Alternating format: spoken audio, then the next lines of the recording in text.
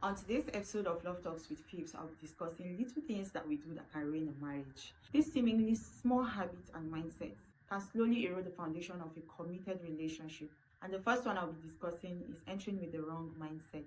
A successful marriage requires a sacred commitment and a significant personal preparation, regardless of cultural or religious belief. The problem is most people are marrying these days because they are of age, or because they are financially stable, or because their friends are getting married without first doing the internal work. You fail to develop yourself and you enter the union with a superficial or an incomplete understanding of the responsibilities involved. But I urge you to have a mindset shift. Recognize that marriage is a primary treasure.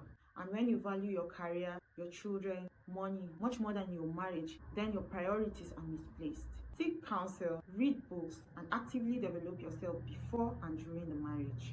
The second one I'll be discussing is holding back with a plan B mentality. True commitment means investing everything you have, not reserving a portion just in case. The problem is the 50-50 transactional thinking that people often say, I'll only give as much as my spouse gives, or the far more damaging mindset of if it doesn't work, I'll leave, which is usually the plan B. This reserved mindset prevents you from giving your 100%. But I tell you, success in marriage comes from both parties choosing to give their absolute best every day without keeping score or having an easy exit strategy. You must know that your commitment must be unconditional. The third one I would like to discuss is the poison of comparison. Comparison, they say, is the thief of joy. Comparing your spouse or your relationship to others is a direct path to dissatisfaction. Constantly measuring your spouse against a friend's husband or wife, or comparing your life to the seemingly perfect marriages you see online, can lead to discontentment, making you constantly finding your spouse lacking. My advice is for you to focus and embrace the uniqueness of your spouse and your specific marriage journey.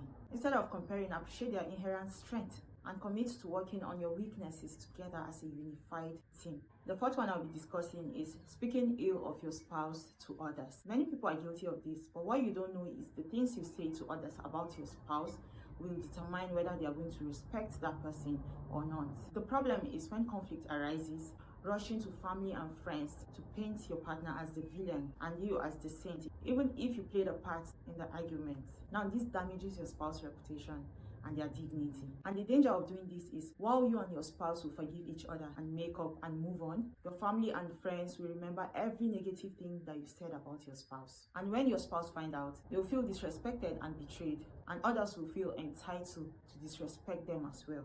Lastly, I'll be discussing unchecked social media influence. So the digital world can create distance and sow seed of insecurities in your real world relationship. Excessive time online is the time stolen from your partner. Constantly staring at screen can lead to emotional and physical disconnection, making your spouse feel ignored and reducing overall relationship satisfaction. A simple like, comment, or interaction with an ex or an attractive person can easily be misinterpreted, leading to arguments, jealousy, or deep-seated insecurity. Let's not forget the unrealistic expectation that comes from viewing the highlight reels of others online, forgetting that people only share the best parts of their relationships on social media, leaving you with the feeling that your marriage is perpetually lacking compared to a fabricated digital reality.